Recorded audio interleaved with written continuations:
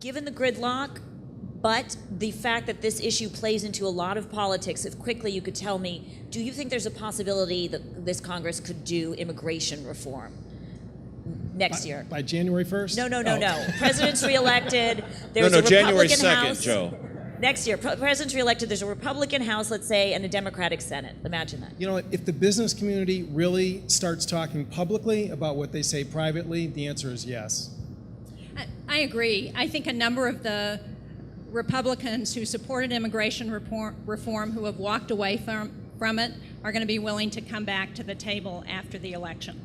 You know, what I think is true in the United States is that we have not reformed education sufficiently to produce the products that we need. And so where we need to begin is simply saying, when you get a graduate degree in the United States, no matter what country you've come from, you get a green card. And that's an easy place to start. And I would urge the members of Congress to do it that way, and then back up on some of the other issues, which are far thornier. There's an overwhelming agreement amongst the business community that we need more engineers and scientists and doctors in this country. We've got a 43,000 shortfall in primary care doctors. Where's it going to come from? I know where it can come from, and I know what degrees it should come with.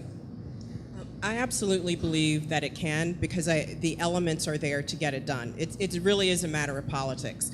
You know, we mentioned the business community, both from the high-skilled perspective, but also in terms of the issue of the undocumented. People understand that their businesses and their communities are working off an economic engine that includes people who are undocumented. That is a matter of fact. Secondly, the agricultural community. You look at the H-2A program, farmers and others who need seasonal workers and are bumping into these caps, and your crops are sitting out in the field and they are literally not getting picked, need this to happen. The high-skilled issue, we're just getting pounded by the business community to get this done, and with good reason. Did as much as we possibly could administratively on high-skilled, but there's more that can only be done legislatively.